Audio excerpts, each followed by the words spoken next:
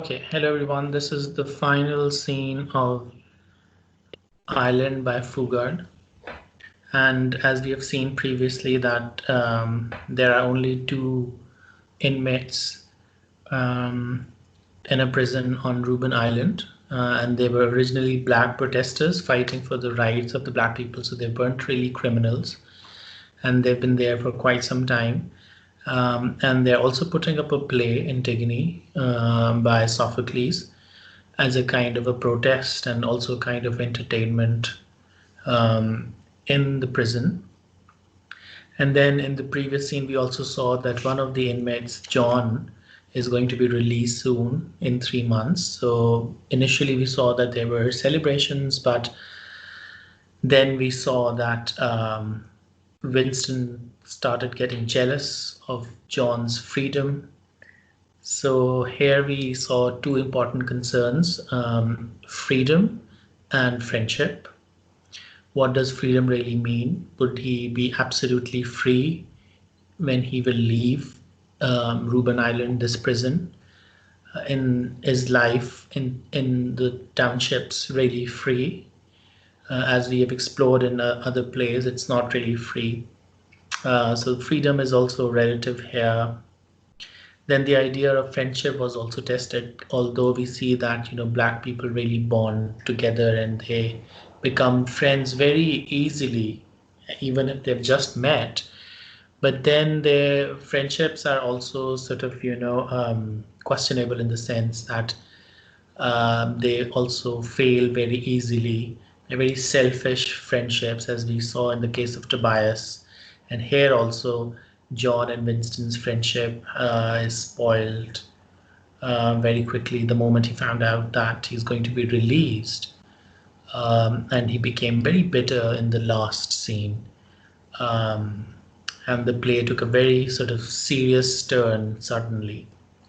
So, and that was the ending of the play as such. So the final scene is their actual performance of Antigone. So it's a play within a play. And obviously, because they didn't have any script, so the play is not going to be accurate. And it's also called intertextuality. Intertextuality means when text refers to another text. There's a link here. I would highly recommend you to read Antigone over the summer. And then with the performing of the play, parallels are drawn because Antigone is also a political play, and there's an oppressor, the king, who stands for authority and oppression, Creon, and Antigone is the subject who is being abused by Creon, although they are relatives. Creon is her uncle and her also father-in-law to be, but she never gets to marry the son because she dies at the end in the play. So it's interesting that it's not going to be accurate, but the parallels are going to be drawn here. And this play also gives reference to the power of play and performance, that how you can do activism through play. So here we see play is not just merely a means to entertain people.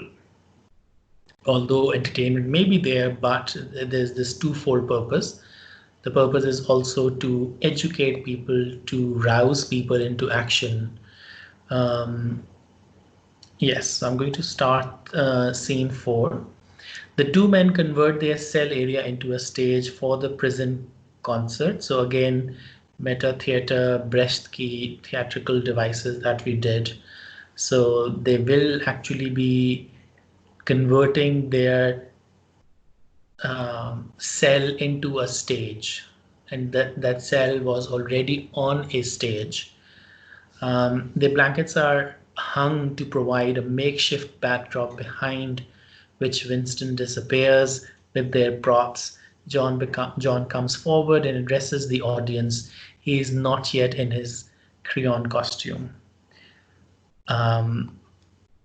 Captain Prinsloo, Dushi, warders, and gentlemen, two brothers of the house. So it's very interesting because he is in a play, so the audience is already there. Two brothers of the house of Lebaticus found themselves on opposite sides in battle, and one defending the state and the other attacking it. And also, it's a very sort of crude version of Antigone, summarized version, very brief, because this is what they could do. And we saw that, the kind of props that they were using was also a very substandard quality. But even if you look at all these plays, so the importance is not given to the setting or the costumes, and it shows these political plays. They don't want to waste their resources, energy into making elaborate, lifelike costumes or stage. The main aim is um, their dialogues, what they are talking about. And here we also see in the last act that it's going to be sort of very long lines just by one character, long speeches. And Fugard plays are usually famous for this, having very long, like political speeches almost. Um, in many other plays, like for example, My Children, My Africa is another play. That play is full of very, very long speeches. It seems like almost like, it's a monologue. So if you get a question in your exam that what are his methods and concerns, so this is one of his methods. And how do you link it with the concern? Because his concern here is not to really entertain the audience, appeal the audience in that way that a lot of action happens on stage like other conventional plays. And he really wants to get the message across. He really wants to tell the people what blacks are really going through. So he doesn't really care if his plays become very monotonous or boring, or there's lack of variety or action on stage, because that is clearly not his purpose. But despite that, we still see that his plays are not boring. There are always comic reliefs, um, characterization is there, and we are engaged. Okay, continuing. Two brothers of the house of Lebaticus found themselves on opposite sides in battle, the one defending the state, the other attacking it. They both died on the battlefield. King Creon, head of the state, decided that the one who had defended the state would be buried with all religious rites due to the noble dead. So this John is also being like a narrator here and also like a chorus, because and the playwright has done this deliberately because everyone in the audience may not be aware of Antigone. So this way, even if you haven't read Antigone, you will get the context. And we have been hearing the story while they were rehearsing the play also earlier. So you identify playwright's technique here. But the other one, the traitor Polynices, who had come back from exile intending to burn and destroy his fatherland to drink the blood of his masters, was to have no grave, no mourning. He was to lie on the open fields to rot, or at most be food for the jackals. It was a law. So again, another important concern here is the idea of law, that how legal system, although it's considered objective, made by men who are in power, and it's just, the very word justice, it's just. But this play is also critiquing the very legal system. Okay, law is also man-made, and man can be exploitative, abusive, and corrupt. So this apartheid was also a law in South Africa, and that clearly favored the white people, but it was a law. So again, challenging the very notion of law, then should we really abide law? And especially considering what is going on in America right now. So it may be illegal for the protesters to go out, but then the very law, the very police force is very racist, anti-black. So I mean, like, you can't really adhere to that law. So some people say, no, whatever you do by remaining within the law. But what you do when that very law is essentially against you and is corrupt to the core, then how can you adhere to such rules? And that is also the very notion here. It was a law. Notice the very short sentence declaring it was a law. But Antigone, their sister, defied the law, and this is what blacks are also doing, and buried the body of her brother Polynices. She was caught and arrested. That is why tonight the Hidushi Span Cell 42 presents for your entertainment. So the entertainment word is very important because they also know, okay, their ulterior motive is to really unite them, to rouse all the inmates there. And as we saw, okay, the political unrest also started within these actual prison on Ruben Island. And Nelson Mandela was also in this prison. The trial and punishment of Antigone. So here we see that this play island becomes overtly theatrical, dramatic, and this is clearly opposed to the school that is realism. So realism plays usually try to pass off as if, you know, the fourth wall has been removed and like it's just a scene out of reality, and they try to act as natural as possible. But here, because Fugard is inspired by the German playwright Brecht and his theatrical technique of Verfremdungseffekt or alienation effect, so the characters and the playwright and everyone is very conscious that they are watching a play. And that is the point of the playwright, to remind the audience repeatedly that it's a play. Don't get too comfortable. It's not a movie that you watch while eating your popcorns and have a good time and go back and forget everything about it. No, it's a play. You're here for a purpose, and sort of don't forget that.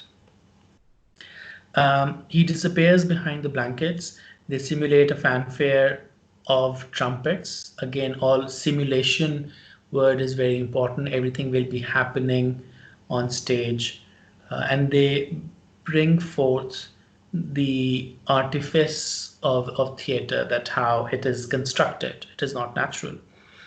As its height, the blankets open and he steps out as Creon. In addition to his pendant, there is some sort of crown and a blanket draped over his shoulders as a robe. So as we saw in the video also, that the setup and the getup would be a very poor quality. The crown, I don't know, they made from some material that they found. But again, the point here is that they should not obsess over the accuracy or authenticity of their costumes or the stage setting. It's the more important thing is what they are talking about, the issues that they are sort of addressing here. My people. Creon stands before his palace and greets you. Stop, stop, what's that I hear? You, good man, speak up. Did I hear, hail the king? My good people, I am your servant. So just like white people, he is pretending that, you know, I'm a very nice person, I'm very civilized, and I can never do any wrong. I am your servant, a happy one, but still your servant. How many times must I ask you, implore you to see in these symbols of office nothing more or less than you were in the uniform of the humblest menial in your house? Creon's crown is as simple and I hope as clean as the apron Nanny wears. And even as Nanny smiles and is your happy servant because she sees her charge, your child, waxing fat in the little cradle. So again, nanny is a reference to black nannies that white people would hire. And that is why they would need townships closer to the white settlements, because they wanted labor. For example, even in DHA is surrounded by these local villages or small towns where all the help comes from. So we don't want them. We don't not want them entirely there. We do want the poor localities around DHA so that they come and clean our toilets and gutters and dishes, etc. But we don't want them there entirely. So then we seek, well, those settlements are separated by walls, and then we also see security guards there, as if they are wild animals. They're always going to go violent, and they are there to control with guns, and they have bars, and at night time they close the gates, etc., etc. So the kind of, apartheid is also there. So when you do a text, it doesn't, although it is about South Africa, but your aim should be to sort of learn from what is going on there and try to identify it and locate it in other parts of the world too. So the reference to the nanny is also there. So this is also the intertextual link that is being made, but Fugard also enriches Antigone by making these extra references that are not in the original play. Waxing fat in that little cradle. So again, fat white child, and usually black child would not be as fat because they would be underfed. So too does Creon, your obedient servant. Stand here and smile. For what does he see? Fatness and happiness. How else does one measure the success of a state? By the sumptuousness of the palaces built for its king and princess, the magnificence of the temples erected of its gods, the achievements of its scientists and technicians who can now send rockets to the moon. No, these count for nothing beside the fatness and happiness of its people. So although we saw that South Africa is in the same way very developed with big buildings and everything, but the black townships that were almost hidden, and we saw the barriers there and the signboard that you can't enter these townships after dark or enter and go on your own risk. And even the Ruben Island, the prison, no camera, no reporters were allowed there, what was actually going on. So the actual face of South Africa was those advanced buildings and everything. But underneath it, there was something wrong. And here we'll see that how through the character of Antigone, she will point out that, it's not, everything is not like perfect here. But have you ever paused to ask yourself whose responsibility it is to maintain the fatness and happiness? The answer is simple, is it not? Your servant, the king. But have you then gone on to ask yourself, what does the king need to maintain this happiness state of affairs? What other than his silly crown are the tools with which a king fashions the happiness of his people? The answer is equally simple, my good people, the law. Yes, the law. Again, he's trying to justify that, you have to uphold the law, whatever it is. And the law is for your benefit. So for example, there was this law for black people that they're not allowed to consume alcohol. And then they use the very same logic that it is for your benefit because you consume alcohol a lot and then you get violent and abusive. So it's for your own good that you're not allowed to drink alcohol. But for white people, there was no kind of restriction. A three-lettered word, and how many times haven't you glibly used it? Never bothering to ask yourselves, what then is the law? Or if you have, then making recourse to such cliches as the law states this or that law states that. The law states or maintains nothing, good people. The law defends. The law is no more or less than a shield in your faithful servant's hand to protect you. So, and this is how white people would justify apartheid also. Okay, these black people, these are brutes and they have to be kept apart. This is for your own benefit, and they are violent people, jungly hair, they don't know how to live, they are not civilized, they're not educated, so obviously they can't live next to us. But even as a shield would be useless in one hand to defend without a sword in the other, to strike, so too the law has its edge, the penalty. We have come through difficult times. I'm sure it is needless for me to remind you of the constant troubles on our borders, those despicable rats who would gnaw away at your fatness and happiness. We have been diligent in dealing with them, but unfortunately there are still at large subversive elements. There are still amongst us a few rats that are not satisfied. So subversion is very important, and these John and Winston were also trying to subvert the system. They were protesting, they were challenging that the law is anti-black, and the white people tried to curb it. I must show this face of crayon, so different to the one that hails my happy people. It is with a heavy heart, and you shall see why soon enough, that I must tell you what we have caught another one. And this is the same rhetoric that Trump is also using presently in America, that, because these people are so rowdy, they're so violent. And if you look at the vocabulary he's using for them, is like thugs, riot, violence, and ironically, a few weeks ago, before this, white people were also protesting, and they were protesting, okay, we should be freed, and coronavirus is not really real, and end this lockdown. And thanks to Twitter and thanks to screenshots, people sort of save the words Trump used for those white protesters who were armed, who were protesting with their guns and boasting of their guns and protest. He used the word that to the governors, that these are good people, they want to better their lives, so deal with them nicely, listen to them, and the language is used is very mild. So we see the same rhetoric is used here. Okay, this is not my fault, just because they were being problematic. So in order to deal with them, we had to resort to violence. Otherwise, we are perfect. I must show his face. It is with a heavy heart, and you shall see why soon enough, that I must tell you that we have caught another one. That is why I have assembled you here. Let what follows be a living lesson for those among you misguided enough still to harbor sympathy for rats. The shield has defended. Now the sword must strike. Bring in the accused.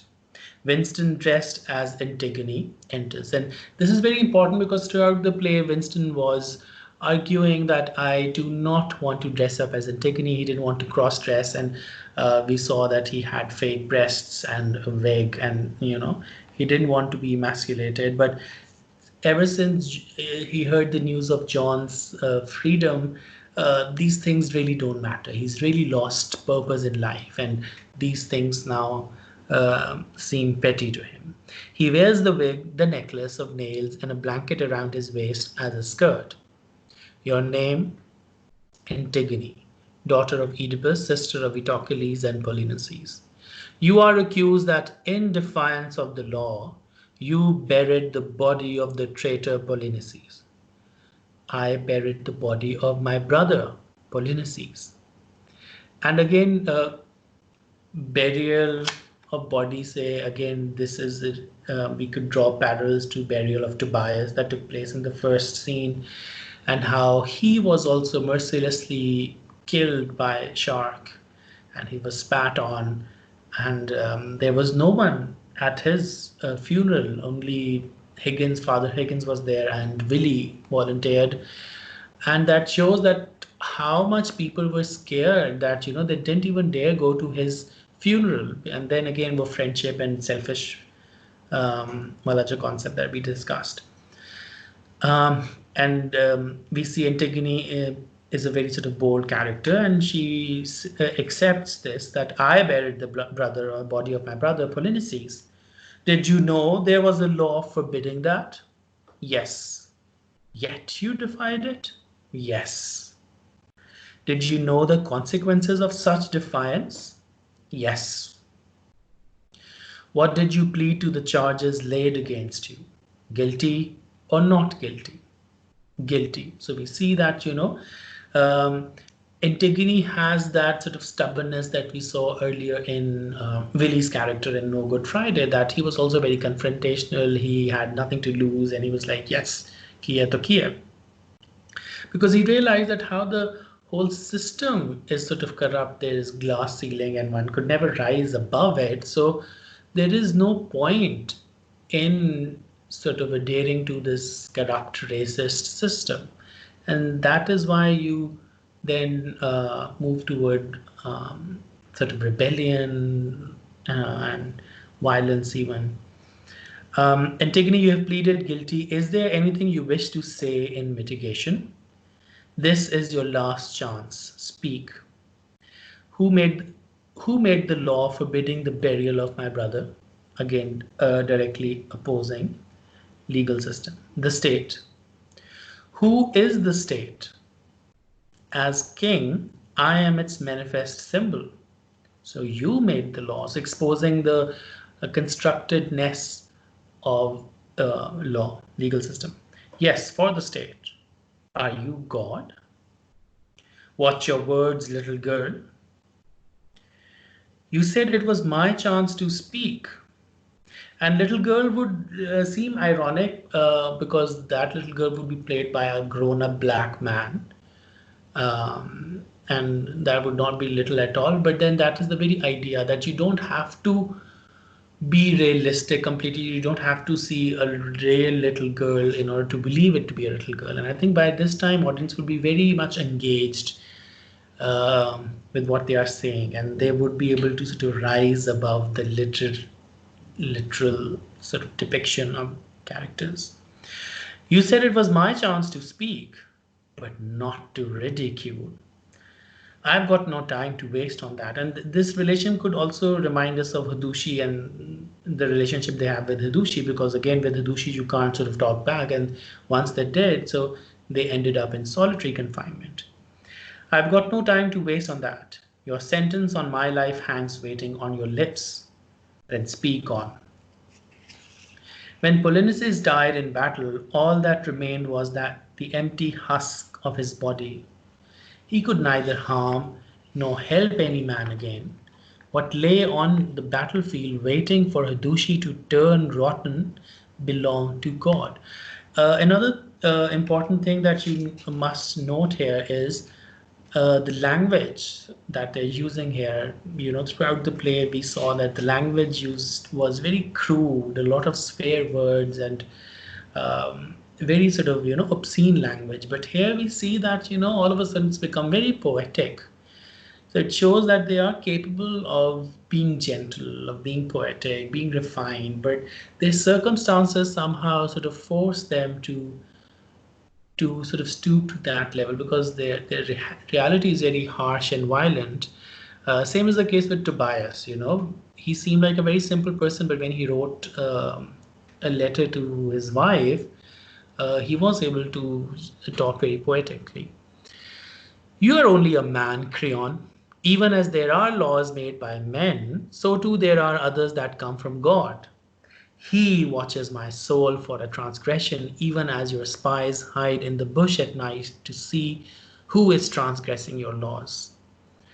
And then transgression of laws is also important. And this is how all the black people survive, because all the laws that are made, they make sure that blacks are not even able to live. So if we look at Nongongo, so Queenie transgresses the law. She opens up Shibim, illegal Jubar hota hai uska. She's not allowed to do that, but her survival is has been possible only through transgression of law. In Sisley Banzi, we see transgression of law. What he does, the swapping of the passbook. Although there is, and with this transgression of law, there is always this constant threat of being caught.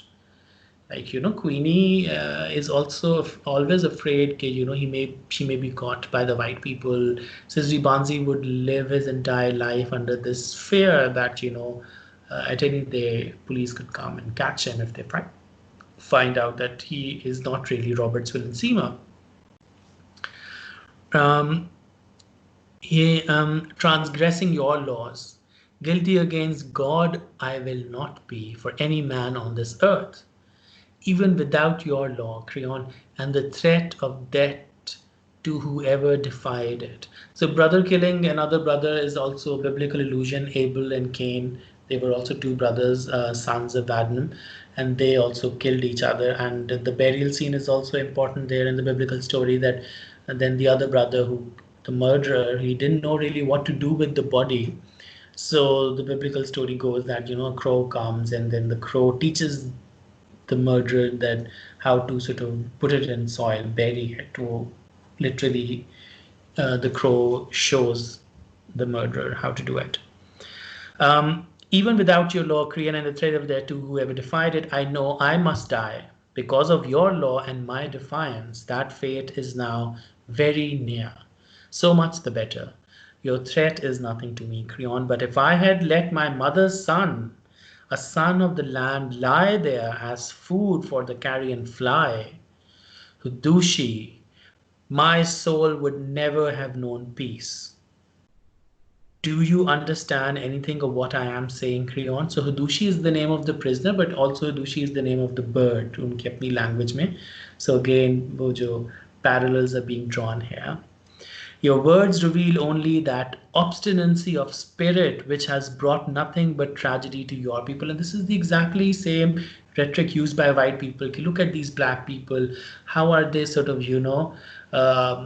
getting hurt, and the police is forced to sort of beat them. Why can't they do this peacefully? But there was this very interesting poster that I saw. Okay, stop giving examples of Martin Luther King, that how he led his movement peacefully, because you shot him too. Martin Luther King was also assassinated by the white people. First you break the law, now you insult the state. Just because I asked you to remember that you are only a man, and to add insult to injury, you gloat over your deeds. No, Antigone, you will not escape with impunity. Were you my own child, you would not escape full punishment. Full punishment? Would you like to do more than just kill me? That is all I wish. Then let us not waste any time. Stop talking. I buried my brother. That is an honorable thing, Creon. All these people in your state would say so too, if fear of you and another law did not force them into silence. And this seems also like a confrontation with Shark and Tobias, and how they were also scared to talk against Shark, or talk to Shark even. You are wrong. None of my people think the way you do. Yes, they do, but no one dares tell you so. You will not sleep peacefully, Creon. You add shamelessness to your crimes, Antigone. I do not feel any shame at having honored my brother. Was he that died with him not also your brother? He was. And so you honor the one and insult the other? I shared my love, not my hate. Go then and share your love among the dead. I will have no rat's law here while yet I live. So he's arguing because he killed your other brother, so you should not have honored him, honored his dead body. By honoring his dead body, you disrespected the one he murdered, because both of them were brothers. We are wasting time, Creon. Stop talking. Your words defeat your purpose. They are prolonging my life. Creon addressing the audience, you have heard all the relevant facts, and this is also a method in a Brechtian theatre for forensics effect. They directly address the audience, so the fourth wall is sort of removed, and they remind the audience that it is a play that you're watching. You have heard all the relevant facts. Needless to say, to call the state witnesses who would testify beyond reasonable. And this is a very sort of conclusive end to all the four plays that Fugate that you've read here. It seems like, a black man is telling the white audience, or the audience in general, that, this is the story of the black people. And now you decide for yourself, okay, should black people conform to the law, or should they break the law? Because we've seen in all these plays that laws are directly sort of against them. Needless now to call the state witnesses who would testify beyond reasonable doubt that the accused is guilty, nor for that matter is it in the best interest of the state to disclose their identity. There was a law. The law was broken. Apartheid ka anti-racial law. The law stipulated its penalty. My hands are tied. Take her from where she stands, straight to the island. Again, the parallels are being drawn. Originally, Antigone was thrown into a cave because she was the daughter of the king, former king. So he didn't want to sort of behead her or hang her in any way. So he was sent to a cave with food items also, and she sort of died there, starved to death perhaps. The law was broken. The law stipulated its penalty. My hands are tied. Take her from where she stands, straight to the island. There wall her up in a cell for life, with enough food to acquit ourselves of the taint of her blood.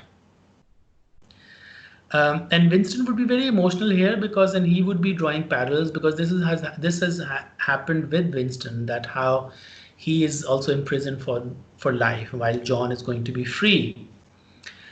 Brothers and sisters of the land, I go now on my last journey. I must leave the light of day forever. And Winston would be relating to it heavily. For the island, strange and cold, to be lost between life and death. So too my grave, my everlasting prison, condemned alive to solitary death. Tearing off his wig and confronting the audience and Winston, not Antigone. And this is also a very sort of Brechtian method. The characters would, the actors would change their clothes in front of the audience to show them that, it's just a get up, it's fake. And this seems like literally breaking the fourth wall, something what Sisri Bansi also did. Gods of our fathers, my land, my home, time waits no longer. I go now to my living death because I honored those things to which honor belongs. The two men take off their costumes and then strike their set. Again, breaking the set because the play is ended. They then come together, and as in the beginning, their hands come together to suggest handcuffs, and their right and left legs to suggest ankle chains. So they would be just miming. They start running, John mumbling a prayer and Winston a rhythm for their three-legged run. The siren wails fade to blackout. So again, this shows that how their prison routine has sort of resumed. So I stop here, and in the next class we will talk more about Brecht's theatrical techniques. Thank you.